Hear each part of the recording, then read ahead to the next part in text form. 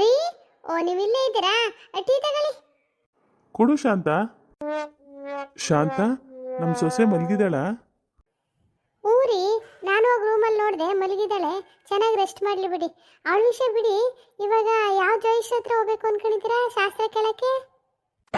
ನಂಗೂವೇ ದೆವ್ವ ಭೂತ ಬಿಡ್ಸೋರು ಯಾರು ಗೊತ್ತಿಲ್ಲ ಶಾಂತ. ಯಾರನ್ನಾರು ವಿಚಾರಿಸ್ಬೇಕು ಅನ್ಕೊಂಡಿದ್ದೀನಿ. ನೀನು ನಿನ್ನ ಗೆಳತಿರ್ನ ಕೇಳಬೇಕಿತ್ತು, ಅವ್ರಿಗೇನಾದ್ರು ಗೊತ್ತಿದೆಯಾ ಅಂತ. ನಾನುವೇ ಗೌರಿಗೂ ರೇಷಿಗೂ ಬರ ಕೇಳಿದ್ದೀನಿ. ಅವ್ರು ಬಂದ್ಮೇಲೆ ಮಾತಾಡವ ಇರಿ, ಅವ್ರಿಗೇನಾದ್ರು ಗೊತ್ತಾ ಅಂತ. ಶಾಂತಕ, ಓ ಗೌರಿ, ನಿನ್ಗೋಸ್ಕರ ಕಾಯ್ತಾ ಇದ್ದೆ. ಬಾ ಬಾ. ಶಾಂತಂದು ಅಕ್ಕ, ನಿಮ್ಮ ಸೊಸೆದು ಮಾಲೂಗಿ ಇಲ್ಲ ತಾನೇ ಇಲ್ಲಿ? ಇಲ್ಲ ರೇಷಿ, ಅವಳು ರೂಮಲ್ಲಿ ಮಲಗಿದ್ದಾಳೆ. ಅವ್ವ ಶಾಂತಕ್ಕ, ಒಳ್ಳೇದಾಯ್ತು ಬಿಡು, ನಾವು ಒಳ್ಳೆ ಟೈಮ್ಗೆ ಬಂದಿದ್ವಿ. ನಿನ್ನ ಸೊಸೆ ಏನಾದರೂ ಇಲ್ಲೇ ಓಡಾಡ್ತಾ ಇದ್ರೆ ನಾನಂತೂ ನಿಮ್ಮ ಮನೆ ಒಳಗಡೆ ಬರ್ತಿರ್ಲಿಲ್ಲಪ್ಪ. ಅವಳು ಮಲಗಿರೋದು ನೋಡ್ಬಿಟ್ಟೆ ನಿನಗೆ ಫೋನ್ ಮಾಡಿದ್ದು ಗೌರಿ, ಬಾ ಅಂತ.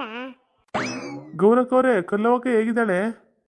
ಅಯ್ಯೋ, ಏನ್ ಹೇಳ್ತೀರಾ ಗೌಡ್ರೆ, ನಮ್ಮ ಅತ್ತೆ ಕತೆನ? ನಿನ್ನೆ ದೇವ್ರ ಕೈಲಿ ಚೆನ್ನಾಗಿ ಚೆಚ್ಚಿಸ್ಕೊಂಡ್ ಕೂತಿರೋದೆ, ಕೂತಾಳೆ, ಎತ್ತಗೂ ಅಲ್ಲಾಡಿಲ್ಲ. ಸುಮೀರಿ ಗೌರಂದು ಅಕ್ಕ, ಆ ಬುಡ್ಡಿಗೆ ಹಾಗೆ ಆಗ್ಬೇಕು. ಏನು ಎಲ್ಲಾರ್ಗು ಬರೀ ಜಗಳಿಗೆ ಮಾಡೋದೇ ಅವ್ರ ಕೆಲಸ. ಏ ರೇಷಿ, ಯಾಕಂಗಂತೀಯ? ಪಾಪ ವಯಸ್ಸಾದ ಜೀವ, ಹಂಗೆಲ್ಲ ಅಂತಾರ? ಗೌಡ್ರೆ, ಓ ಪರಮೇಶಿ, ಪಾರಕ್ಕವರು ಬನ್ನಿ ಬನ್ನಿ.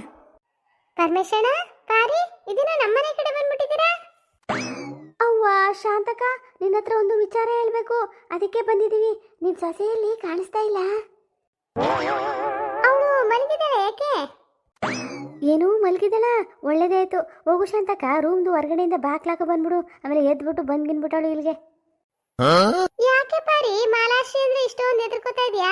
ಮತ್ತೇನಾರು ಅವ್ಳ ಕೈಗೆ ತಗ್ಲಾಕೊಂಡಿದ್ದೆ ಏನು? ತಗ್ಲಾಕೊಳ್ಳೋದ?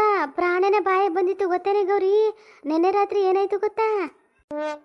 ಏನಾಯ್ತು ಪಾರಿ ಅಂತದ್ದು? ಏನ್ ಗೊತ್ತಾ ಶಾಂತಕ್ಕ, ನೆನ್ನೆ ರಾತ್ರಿ ನಾನು ಜಾನಕಿ ಇಬ್ರು ವಾಕಿಂಗ್ ಹೋಗವ ಅಂತ ಹೋಯ್ತಾ ಇದ್ದು. ಹೆಂಗೂ ಊರೊಳಗಡೆ ನಿಮ್ಮನೆ ಸುದ್ದಿನೇ ತಾನೇ ಓಡಾಡ್ತಾ ಇರೋದು, ಅದಕ್ಕೆ ಒಂಚೂರು ನಿಮ್ಮನೆ ಸುದ್ದಿ ಮಾತಾಡಿದ್ವಪ್ಪ.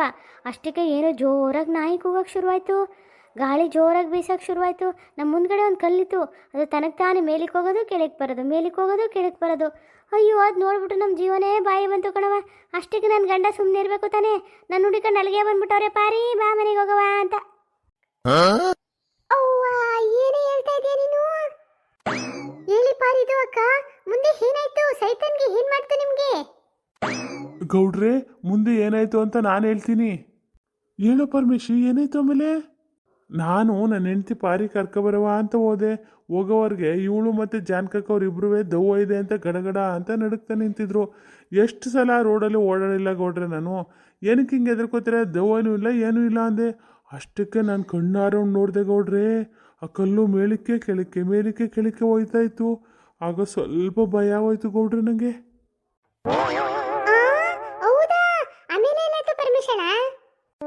ಆಮೇಲೆ ಏನಾಯ್ತು ಗೊತ್ತೇನೆ ಗೌರಿ? ಅದವ್ವ ನನ್ನ ಗಂಡನ ತಗೊಂಡೋಗಿ ಮರದ ಮೇಲೆ ಕೂರಿಸ್ಬಿಟ್ಟಿತ್ತು. ಆಮೇಲೆ ಕಾಡಿ ಬೇಡಿ ಕೈ ಮುಗಿದು ಬೇಡ್ಕೊಂಡ್ಮೇಲೆ ಕೆಳಗಡೆ ಬಿಡ್ತು. ಒಂದು 12:30 1 ಗಂಟೆ ಅನ್ನೋ ನಮ್ಮ ಮನೆಗೆ ಹೋದಾಗ ನಿನ್ನೆ ರಾತ್ರಿ. ನೋಡಿ ಗೌಡ್ರೆ, ನಿನ್ನೆ ರಾತ್ರಿ ನಾನು ಸ್ವಂತ ಅನುಭವಿಸಿರೋದ್ರಿಂದ ನಿಮ್ಮ ಹತ್ರ ಬಂದು ಹೇಳ್ತಾ ಇದ್ದೀನಿ. ಊರೊಳಗಡೆ ನಿಮ್ಮನೆ ಸುದ್ದಿನೇ ಹರಡ್ಬಿಟ್ಟಿದೆ ಎಲ್ಲ ಕಡೆ, ನಿಮ್ಮ ತಾಯಿಯವ್ರ ದೆವ್ವ ಬಂದ್ಬಿಟ್ಟಿದೆ ಅಂತ. ಇದಕ್ಕೇನಾರು ಪರಿಹಾರ ಮಾಡಿಸ್ಲೇಬೇಕು. ನಮಗೆ ಆಚೆ ಓಡಾಡೋಕ್ಕಾಯ್ತಾ ಇಲ್ಲ ಗೌಡ್ರೆ, ಮನಸ್ಸಲ್ಲಿ ಒಂಥರ ಭಯ ನಿಂತುಬಿಟ್ಟಿದೆ. ಪರಮೇಶಿ, ನೀನು ಹೇಳೋದು ಕೇಳಿದ್ರೆ ನನಗೆ ನಂಬಕ್ಕೆ ಆಗ್ತಾ ಇಲ್ಲ, ಆದರೆ ನಂಬುವಂಥ ಪರಿಸ್ಥಿತಿ ನಂದು. ಈಗ ಹೆಂಗೂ ಒಂದೇ ಕಡೆ ಎಲ್ಲ ಸೇರಿದ್ದೀವಲ್ವಾ, ಇದ್ರ ಬಗ್ಗೆ ಚರ್ಚೆ ಮಾಡಿ ಒಂದು ನಿರ್ಧಾರ ತಗೊಳ್ಳೋಣ. ಹೌದು ಶಾಂತಕ್ಕ, ಗೌಡ್ರು ಹೇಳೋದು ಸರಿಯಾಗೇ ಇದೆ. ಆದಷ್ಟು ಬೇಗ ಈ ಸಮಸ್ಯೆಗೆ ಒಂದು ಪರಿಹಾರ ಮಾಡಬೇಕು ನೀವು. ಅದನ್ನ ಕೇಳಕ್ಕೆ ನೀನು ಕರ್ಸಿದ್ದು ಗೌರಿ. ನಮಗೆ ಈ ಶಾಸ್ತ್ರ ಹೇಳೋ ಜ್ಯೋತಿಷಿಗಳು ಗೊತ್ತು, ಈ ದೆವ್ವ ಎಲ್ಲ ಬಿಡ್ಸೋರು ಗೊತ್ತಿಲ್ಲಪ್ಪ ನನಗೆ. ಅದಕ್ಕೆ ನಿಮ್ಮೂರ ಕಡೆ ಎಲ್ಲರೂ ನೀನು ನೋಡಿದ್ಯಾ, ಯಾರು ಗೊತ್ತಾ ಅಂತ ಕೇಳಕ್ಕೆ ಅಂತಾನೆ ಕರೆದಿದ್ದು ನಿನ್ನ. ಹೂ ಶಾಂತಕ್ಕ, ನಮ್ಮೂರ ಕಡೆ ಊರಿಂದ ಆಚೆ ಒಂದು ಕಾಡಿದೆ, ಅಲ್ಲಿ ಅವರು ಒಂದು ಗುಡಿ ಮಾಡ್ಕೊಂಡಿದ್ದಾರಂತೆ. ಅವರು ಈ ದೆವ್ವ ಭೂತ ಎಲ್ಲಾನು ಚೆನ್ನಾಗಿ ಬಿಡಿಸ್ತಾರಂತೆ. ಎಲ್ಲೋ ಕೇಳ್ಪಟ್ಟಿದ್ದೆ ನಾನು, ಆದರೆ ಒಂದ್ಸಲ ಹೋಗಿಲ್ಲಪ್ಪ. ನೀನು ಬರ್ತೀನಿ ಅಂದ್ರೆ ಕರ್ಕೊಂಡು ಹೋಗ್ತೀನಿ. ಒಳ್ಳೇದೇ ಆಯ್ತಲ್ಲ ಗೌರಿ, ತಡ ಮಾಡೋದೇ ಬೇಡ, ನಡಿ ಈಗಲೇ ಹೋಗವ. ಆಯ್ತು ಶಾಂತಕ್ಕ, ಹೋಗೋಣ. ಜೊತೆ ಗೌಡ್ರನ್ನು ಕರ್ಕೊಬಿಡು, ಗಂಡಸರು ಅಂತ ಅವ್ರ ಜೊತೆಗಿದ್ರೆ ಧೈರ್ಯ ಅಲ್ವಾ, ಅದಕ್ಕೆ. ಆಯ್ತು ಗೌರಕ್ಕವ್ರೆ, ನಡೀರಿ ಹೋಗೋಣ. ಪಾರಿ, ನೀನು ಬರ್ತೀಯಾ? ಅಯ್ಯಯ್ಯೋ, ನಾನು ಬರಲ್ಲಪ್ಪ. ನಾನು ನನ್ನ ಗಂಡ ಇವಾಗ ಮನೆಗೆ ಹೋಗ್ತೀವಿ. ಅವರು ಭೂತ ಬಿಡ್ಸಕ್ಕೆ ಬರ್ತಾರಲ್ಲ, ಅವಾಗ ಬೇಕಾದ್ರೆ ಶಾಂತಕ್ಕನ ಮನೆಗೆ ಬರ್ತೀವಿ. ನೀವು ಹೋಗಿ ಬನ್ನಿ. ಗೌರಿಂದ ಅಕ್ಕ, ನಾನು ಬರ್ತೀನಿ. ಆಯ್ತು ಬಾರೇಶಿ. ಅತ್ತೆ, ಮಾಲಾಶ್ರೀ ಮಾಲಾಶ್ರೀ, ಶಾಂತಕ್ಕ ನಿಂಗೆ ಹೇಳ್ದೆ ನಾನು ಹೋಗಿ ಅವಳು ಮಲಗಿರೋ ರೂಮ್ ಬಾಕ್ಲಾಕು ಬಾ ಅಂತ. ನನ್ನ ಮಾತು ಎಲ್ಲಿ ಕೇಳಿದೆ ನೋಡಲಿ. ಈಗ ಬಂದು ನಿಂತವಳು, ಇಲ್ಲಿ ಬಂದಿರೋಳು ಮಾಲಾಶ್ರೀನೋ ಇಲ್ಲ ನಿಮ್ಮ ಮತ್ತೆ ಗಂಗವ್ವನೋ ಒಂದೇ ಗೊತ್ತಾಯ್ತಾ ಇಲ್ಲ.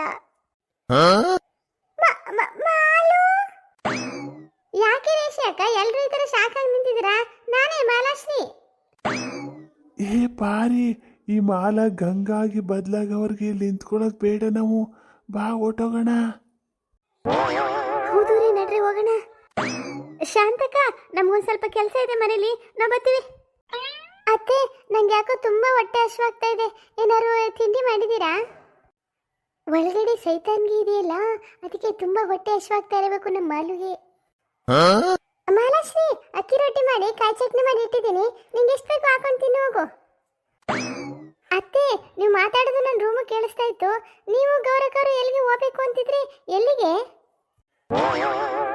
ಶಾಂತಕ್ಕ, ಏನಾದ್ರೂ ಸುಳ್ಳು ಹೇಳಿ ಮ್ಯಾನೇಜ್ ಮಾಡು. ನಾವೇನಾರು ಆ ದವ್ವ ಬಿಡ್ಸೋನ ಹತ್ರ ಹೋಯ್ತಾ ಇದೀವಿ ಅಂದ್ರೆ ನಮ್ಮನ್ನ ಹೋಗಕ್ ಬಿಡಲ್ಲ ನಿನ್ ಸೊಸೆ. ಮಾಲಾಶ್ರೀ, ಸಂಘದವರು ಮ್ಯಾನೇಜರ್ ಬಂದಿದ್ದಾರಂತೆ, ಅವ್ರಿಗೆ ಪುಸ್ತಕ ತೋರ್ಸ್ಕೊ ಬರಕ್ ಹೋಯ್ತಾ ಇದೀವಿ ಅಷ್ಟೇನೆ. ನೀನು ರೊಟ್ಟಿ ತಿನ್ಕೊಂಡು ರೆಸ್ಟ್ ಮಾಡು ಮನೇಲಿ, ನಾನು ಬಂದ್ಬಿಡ್ತೀನಿ. ಓ ಹೌದಾ ಅತ್ತೆ, ಸರಿ ಹೋಗಿ ಬನ್ನಿ. ನೀನು ಹೋಗು ಮಾಲಾ, ಹೊಟ್ಟೆ ಸಿಗ್ತದೆ ಅಂದಲ್ಲ, ರೊಟ್ಟಿ ಹಾಕೊಂಡು ತಿನ್ನು ಹೋಗು. ಹ್ಞೂ ಸರಿ ಅತ್ತೆ. ಶಾಂತಕ್ಕ, ತಡ ಮಾಡೋದು ಬೇಡ, ಬಾ ಮತ್ತೆ ಹೋಗೋಣ. ಗೌರಿ, ಪೂಜೆ ಸಾಮಾನು ಏನಾದ್ರು ತಗೋಬೇಕಾ? ಏನು ಬೇಡ ಬಿಡು ಶಾಂತಕ್ಕ, ಒಂದು 200 ರೂಪಾಯಿ ಕಾಣಿಕೆ ಮಾಡಿದ್ರೆ ಆಯ್ತು, ನಡಿ ಹೋಗುವ. ಓ ಹಂಗ, ಸರಿ ಹಾಗಾದ್ರೆ ಬನ್ನಿ ಮತ್ತೆ ಹೋಗೋಣ. ಏನು ಗೌರಿ, ನೋಡಕ್ಕೆ ಇಷ್ಟೊಂದು ಭಯಾನಕವಾಗದಲ್ಲಿ ಬರೀ ತಲೆ ಬುಡ್ಡೆಗಳೇ ಒಲ್ಲ, ಇಲ್ಲಿ ಎಲ್ಲಿಗೆ ಕರ್ಕೊ ಬಂದಿದೆಯಾ ನಮ್ಮನ್ನ? ಶಾಂತಕ್ಕ, ಹೆದರ್ಕೋಬೇಡ, ಸುಮ್ಮನಿರು. ಇವರು ನಮ್ಮೂರ ಕಡೆ ತುಂಬಾ ಫೇಮಸ್ಸು. ಇವರು ದವ್ವ ವರ್ಷದಲ್ಲಿ ನಂಬರ್ 1 ಶಾಂತಕ್ಕ. ನಾ ಮಾತಾಡ್ತೀನಿ, ಸುಮ್ಮನಿರು. ಏನ್ ಗೌರಕ್ಕವ್ರೆ, ನೋಡಕ್ಕೊಳ್ಳೆ ಇಟೇ ಇಟ್ಟಿದ್ದಾವ ನೀವು. ನಿಜವಾಗ್ಲೂ ನೋಡಿದ್ರೆ ದವ್ವಗಳು ಎದ್ರಕೊಂಡು ಹೋಯ್ತವ. ಗೌಡ್ರಿ, ಮೂರ್ತಿ ಚಿಕ್ಕದಾದ್ರೂ ಕೀರ್ತಿ ದೊಡ್ಡದು. ಓಂ ಐಂ ಹ್ರೀಂ ಶ್ರೀಂ ಐಂ ಕ್ಲೀಂ ಪಟ್ ಸ್ವಾಹ. ಯಾರು ನೀವು? ಮಂತ್ರವಾದಿಗಳೇ ನಮಸ್ಕಾರ. ನಿಮ್ಮಿಂದ ಒಂದು ಸಹಾಯ ಆಗ್ಬೇಕಾಗಿತ್ತು, ಅದಕ್ಕೆ ನಿಮ್ಮ ನೋಡಕ್ಕೆ ಅಂತ ನಾವೆಲ್ಲ ಬಂದಿದ್ದೀವಿ. ಏನಾಗ್ಬೇಕು ನನ್ನಿಂದ? ಮಂತ್ರವಾದಿಗಳೇ, ಇವರು ನನ್ನ ಗೆಳತಿ ಶಾಂತಕ್ಕ ಅಂತ. ಇವ್ರ ಮನೇಲಿ ಸಮಸ್ಯೆ ಆಗಿರೋದು. ಯಾರ ಮನೇಲಿ ಸಮಸ್ಯೆ ಇದೆಯೋ ಅವರೇ ಬಂದು ಮಾತಾಡ್ಬೇಕು, ಬೇರೆಯವ್ರು ಮಾತಾಡಬಾರ್ದು. ಓ ಹೌದಾ? ಶಾಂತಕ್ಕ ಗೌಡ್ರಿ, ಬನ್ನಿ ಮುಂದಕ್ಕೆ ಮಾತಾಡಿ. ಮಂತ್ರವಾದಿಗಳೇ, ನನ್ನ ಹೆಸರು ಸುಂದ್ರೇಗೌಡ ಅಂತ. ನಮ್ಮ ತಾಯಿ ಗಂಗಮ್ಮ ಅವರು ತೀರೋಗಿ ಒಂದು 10-12 ವರ್ಷ ಆಗಿದೆ. ಆದರೆ ಇವಾಗ ನನ್ನ ಸೊಸೆ ಮೈ ಮೇಲೆ ಬಂದ್ಬಿಟ್ಟು ಮನೇಲೆಲ್ಲ ತುಂಬ ತೊಂದರೆ ಆಗ್ತಾ ಇದೆ. ಅದಕ್ಕೆ ದಯವಿಟ್ಟು ನೀವು ನಮ್ಮ ಸಹಾಯ ಮಾಡ್ಬೋದಾ?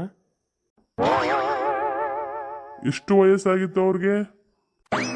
ಅವ್ರಿಗೆ ಸಾಯುವಾಗ 65 ವರ್ಷ ಆಗಿತ್ತು. ಇವಾಗ ಒಂದು 75 ಆಗಿರ್ಬೋದು ಅನ್ಸುತ್ತೆ. ಓ ಹೌದಾ? ಯಾಕೆ ಅವ್ರಿಗೆ ಸರಿಯಾದ ರೀತಿಯಲ್ಲಿ ಪೂಜೆ ಪುನಸ್ಕಾರ ಅಂತ್ಯ ಸಂಸ್ಕಾರಗಳು ಮಾಡಿರ್ಲಿಲ್ವಾ ನೀವು? ಅಯ್ಯೋ ಮಂತ್ರವಾದಿಗಳೇ, ತುಂಬ ಅಚ್ಚುಕಟ್ಟಾಗಿ ವಿಧಿವಿಧಾನ ಪ್ರಕಾರ ಎಲ್ಲವನ್ನು ಮಾಡಿದ್ವಿ. ಯಾವತ್ತೂ ಒಂದಿನ ತೊಂದರೆ ಬಂದಿರಲಿಲ್ಲ. ಇವಾಗ ನಮ್ಮ ಸೊಸೆ ಮೈ ಮೇಲೆ ಬಂದ್ಬಿಟ್ಟಿದ್ದಾರೆ.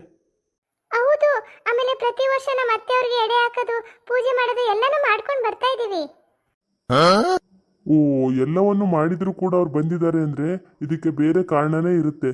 ಆಮೇಲೆ ಅವ್ರಿಗೆ 75 ವರ್ಷ ವಯಸ್ಸಾಗಿದೆ ಅಂತಿದ್ದೀರಾ, ಅವ್ರಿಗೆ ಶಕ್ತಿನೂ ಜಾಸ್ತಿ ಇರುತ್ತೆ. ಮಂತ್ರವಾದಿಗಳೇ, ಅದೇನ್ ಕಾರಣ ಅಂತ ದಯವಿಟ್ಟು ತಿಳ್ಕೊಂಡು ನಮ್ಗೆ ಒಂದು ಪರಿಹಾರ ಮಾಡ್ಕೊಡಿ ಅಂತ ನಿಮ್ಮ ಹತ್ರ ಕೇಳ್ಕೊತಾ ಇದ್ದೀವಿ. ಗೌರಂದು ಅಕ್ಕ, ಈ ಮಂತ್ರವಾದಿಗೆ ನೋಡಕ್ಕೆ ಇಷ್ಟು ಚೋಟಾಗಿದ್ದಾರೆ. ನಿಜವಾಗ್ಲೂ ಇವ್ರಿಗೆ ಗಂಗಾಜಿದು ಸೈತಾನ್ಗೆ ಓಡ್ಸಕ್ಕೆ ಆಗುತ್ತಾ? ಸುಂದರಿ ರೇಷಿ, ನೀನು ಮಾತಾಡೋದೇನಾದ್ರೂ ಅವ್ರು ಕೇಳಿಸ್ಕೊಬಿಟ್ರೆ ನಿನ್ನ ಮೇಲೆ ಆಮೇಲೆ ಮಾಟ ಮಂತ್ರ ಮಾಡಿಬಿಡ್ತಾರೆ. ಸುಮ್ಮನೆ ಬಾಯಿ ಮುಚ್ಕೊಂಡು ನಿಂತ್ಕೊ. ನಾಳೆನೇ ಅಮಾವಾಸ್ಯೆ ಇದೆ, ಮನೇಲಿ ಪೂಜೆ ಇಟ್ಕೊಂಡು ಇದಕ್ಕೆಲ್ಲ ಒಂದು ಪರಿಹಾರ ಮಾಡ್ಕೊಡ್ತೀನಿ. ನಾಳೆ ನಾನು 10 ಗಂಟೆ ಬರ್ತೀನಿ, ನೀವು ಪೂಜೆಗೆಲ್ಲ ರೆಡಿ ಮಾಡ್ಕೊಂಡಿರಿ. ಸರಿ ಮಂತ್ರವಾದಿಗಳೇ, ನೀವು ಹೇಳ್ದಾಗೆ ಆಗಲಿ. ನಾಳೆ 10 ಗಂಟೆಗೆ ಪೂಜೆಗೆಲ್ಲ ರೆಡಿ ಮಾಡಿರ್ತೀವಿ. ಸರಿ, ನೀವು ಹೊರಡ್ಬೋದು. ನಿಮ್ಮದು ಫೀಸು ಎಷ್ಟು ಅಂತ ಹೇಳಿದ್ರೆ ಅದನ್ನು ಕೊಟ್ಟು ಹೋಗ್ತೀವಿ. ಮೊದಲು ನಿಮ್ಮ ಕೆಲಸ ಆಗಲಿ, ಆಮೇಲೆ ಅದ್ರ ಬಗ್ಗೆ ಮಾತಾಡೋಣ. ಈಗ ನೀವು ಹೊರಡಿ. ಸರಿ ಸರಿ, ನಡೀರಿ ಹೋಗೋಣ. ಓಂ ಐಂ ಹ್ರೀಂ ಕ್ಲೀಂ ಪಟ್ ಸ್ವಾಹ. ಈ ಮಂತ್ರವಾದಿಗಳಿಂದ ನಮ್ಮ ಸಮಸ್ಯೆಗೆಲ್ಲ ಪರಿಹಾರ ಸಿಕ್ಬಿಟ್ರೆ ಅಷ್ಟೇ ಸಾಕು. 75 ವರ್ಷದ ಹಳೆಯೇ ದೆವ್ವ ಅಂತ ಇದ್ದಾರೆ. ಅದನ್ನ ಓಡ್ಸಕ್ಕೆ ನಂಗೆ ಶಕ್ತಿ ಕೊಡು ತಾಯಿ, ಶಕ್ತಿ ಕೊಡು. ಓಂ ಐಂ ರೀಂ ಕ್ಲೀಂ ಪಟ್ ಸ್ವಾಹ. ಹಾಯ್ ಫ್ರೆಂಡ್ಸ್, ನಮ್ಮ ವಿಡಿಯೋ ನಿಮ್ಗೆ ಇಷ್ಟ ಆದರೆ ದಯವಿಟ್ಟು ನಮ್ಮ ಚಾನಲ್ನ ಸಬ್ಸ್ಕ್ರೈಬ್ ಮಾಡ್ಕೊಂಡು ವಿಡಿಯೋ ನೋಡಿ ಅಂತ ನಿಮ್ಮ ಹತ್ರ ಕೇಳ್ಕೊತಾ ಇದ್ದೀನಿ. Thank you.